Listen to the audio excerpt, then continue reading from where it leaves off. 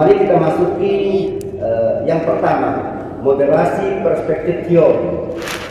Bapak dan Ibu saudara kalian yang saya hormati, Maha Pencipta mencipta manusia yang diciptakannya beragam dan tidak seragam, berjenis dan bukan sejenis, banyak dan tidak sedikit, banyak bersuku-suku, lebih banyak berbangsa-bangsa, mendiami kawasan luas disebut negara.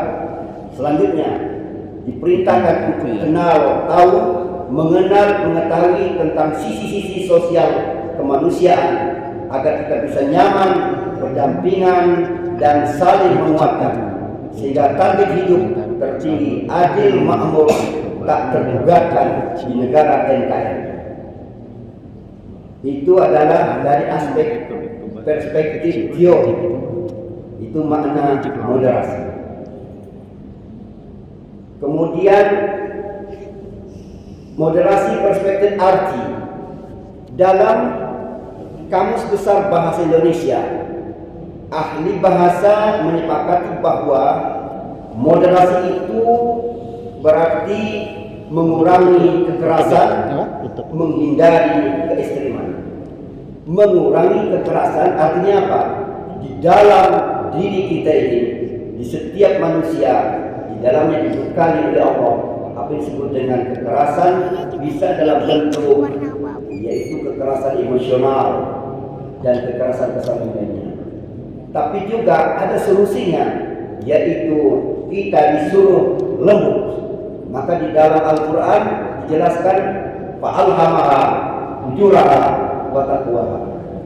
Pertama, kita dibekali oleh Allah dengan modal fujur. Artinya apa? Keras, jelek, yang tidak bagus. Tetapi solusinya adalah wa taqwaha, yaitu kita diberi jalan keluar menjadi orang yang lembut, menjadi orang yang takwa. Jadi di sini Allah memang keras, kurang bagus, itu dimiliki oleh kita dan sengaja Allah berikan kepada kita. Tetapi solusinya Allah berikan jalan keluar, jalan lembut, jalan takwa. Itu yang pertama. Yang kedua, bahwa moderasi itu menghindari keekstreman. Itu paham pemikiran kita. Karena kita berada di negara yang serba neka, serba ragam dan macam-macam, maka sifat ekstrim itu memang dihindari. Bagaimana caranya kita bisa hidup berdampingan dalam kondisi yang berbeda-beda. Kita saja di sini berbeda-beda, suku kita macam-macam. Mungkin juga alhamdulillah ini satu agama di hadapan kita ini. Tetapi kalau kita keluar bermacam-macam paham, bermacam-macam agama, itulah Indonesia. Maka kita mampu hidup berdampingan. Disitulah sebenarnya kekayaan modal sosial kita yang paling besar hidup di Republik Indonesia ini. Ketiga, moderasi perspektif analogi. Dimisalkan moderasi itu sebuah gelas berisi penuh air.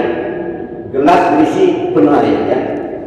Di bawah berjalan lari-lari kecil bahkan berlari.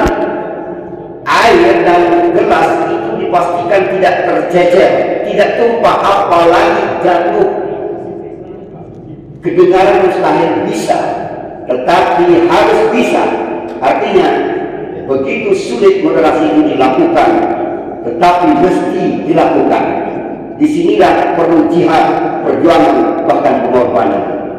Di negara kita yang begitu banyak perbedaan, maka bagaimana kita bisa hidup dalam perbedaan itu? Persis seperti kita membawa air di dalam gelas, dan air itu dipastikan jangan tumpah, gelas jangan terjatuh, apalagi sampai pecah. Jangan. Ini kita berusaha untuk membawa air, kadang berjalan, kadang berlari kecil, kadang berlari kencang, tapi air tetap dipegang, tetap kita pegang, gelas tetap tidak terjatuh. Itulah sebenarnya hidup di Republik Indonesia ini.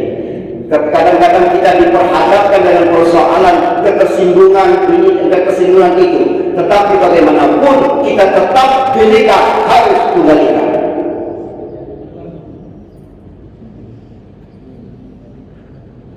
Kemudian keempat, moderasi perspektif narasi. Jika suatu saat kita diperhadapkan dengan pertanyaan yang narasinya terdengar ideal, tetapi sebenarnya konyol, bahkan bisa menyesatkan. Begini, Anda pilih agama atau negara?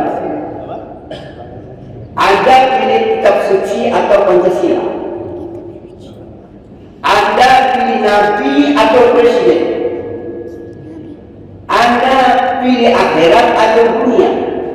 Macam-macam dikembangkan pertanyaan. Kayaknya pertanyaan ini ideal, tapi sebenarnya ini adalah pertanyaan cuci otak. Bapak dan saudara sekalian, ibu-ibu sekalian yang saya hormati, bapak-bapak, jika ditanya pilih agama, kitab suci, nabi, akhirat, atau pilih negara, Pancasila, presiden, dunia, kira-kira jawab yang pertama atau yang kedua? Ini namanya ya, tidak apple ya. Ya. Atau siapa yang jawab pertama? Tentu kita tidak.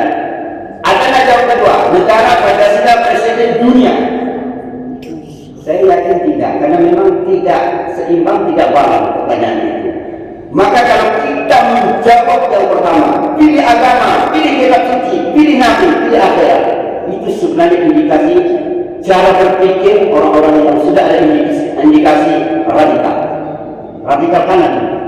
Dan ini ketika beberapa kali saya sampaikan di awal, memang banyak yang memilih ini, tapi sekarang ini hampir semua kabupaten kota tidak memilih yang pertama. Yang kedua pun tidak.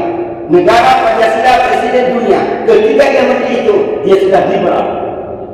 Bayangkan kalau harus memilih agama, negara tidak dipilih, sementara dia hidup di negara. Atau pilih negara, tidak pilih agama, berarti dia itu sudah tidak ada lagi Pancasila. Ketuhanan Maha sudah keluar dari dirinya. Tapi pilih orang moderat, dia pilih dua-duanya, pilih agama dan negara. Pilih kitab suci dan Pancasila, pilih nabi dan presiden, pilih akhirat dan dunia. Inilah orang yang moderat. Bapak dan saudara sekalian yang saya hormati, selanjutnya moderasi perspektif substansi. Apa itu moderasi dan perspektif substansi? Ini kita analogikan. Hakim pertandingan bola disebut wasit ya. Wasit itu seakar kata dengan dalam bahasa Arab ya, wasatan atau wasatia, yang berarti pertengahan atau selalu berada di tengah, atau menghadap untuk selalu berada di tengah, tidak memihak, tidak memihak dan aktif merawat sportivitas pertandingan, dan sangat hati-hati tidak membiarkan gesekan perseteruan yang berakibat bisa keluar dari regulasi yang disepakati. Jadi narasi dari substansi moderasi perspektif moderasi ini yaitu seperti wasit main bola. Dia selalu berada di lapangan dan mengejar bola kemana-mana, tapi dia tidak bermain bola. Dia menjadi hakim. Jika ada pelanggaran, langsung dia tiup mulutnya supaya tidak terjadi pelanggaran yang berakibat fatal sehingga sportivitas pertandingan tidak terjadi lagi. Maka tugas wasit aktif. Dia tidak boleh diam, tidak boleh di tepi lapangan, apalagi nunggu di kepala. Itu bukan wasit namanya, itu wasit pemalas. Tapi wasit yang rajin, wasit yang aktif, itu dia berjalan kemana-mana, di mana langkahnya dia kejar ke sana. Dan itulah orang yang betul-betul melakukan sikap moderasi dan orang yang disebut moderat. Keenam, moderasi perspektif historis. Jika bakal terbentuknya negara kesatuan Republik Indonesia, setidaknya dimulai sederetan peristiwa panjang, Sumpah Pemuda, Pancasila, proklamasi, dan seterusnya. Pertanyaan, siapa pejuang yang melahirkan peristiwa demi peristiwa itu? Apakah saya saja atau kami saja? Tentu saja bukan, tetapi kita bersama seluruh warga masyarakat rakyat Indonesia semua kita yang berbeda-beda suku, berbeda-beda ras, berbeda-beda etnis, bahkan berbeda-beda agama, berjuang untuk kemerdekaan Republik Indonesia. Artinya Indonesia ini milik bersama, maka tidak boleh kita satupun yang mengklaim bahwa kita ada pemiliknya.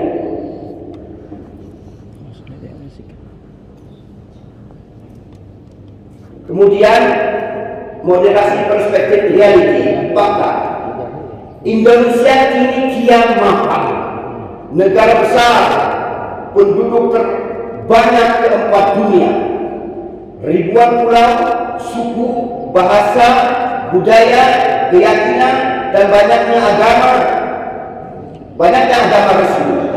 Semua ini fakta, tidak bisa ditinggali. Pertanyaan, siapa yang urusi Indonesia yang dahsyat ini? Apakah saya? Apakah kami? Apakah ini umat Islam? Apakah umat Nasrani?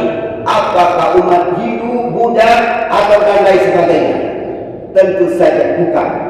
Tetapi yang mengurusi bangsa ini, menikmati bangsa ini, perjuangan bersama, tapi juga panen bersama, nikmati bersama, yaitu kita bangsa Indonesia.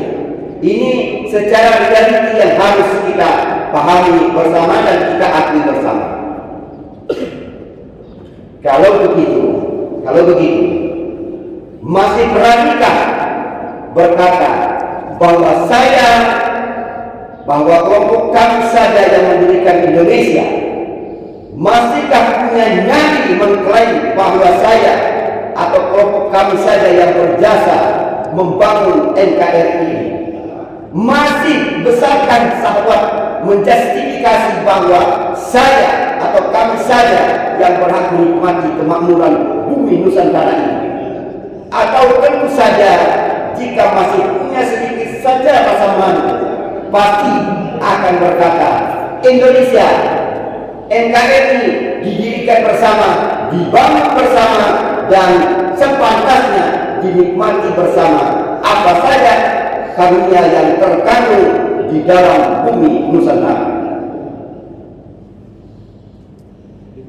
Kalau begitu, jika ini Indonesia negara besar dan tetap besar, jika ini Indonesia negara kuat dan semakin kuat, jika kita ingin Indonesia hebat dan semakin hebat, jika kita ingin Indonesia satu dan tetap bersatu,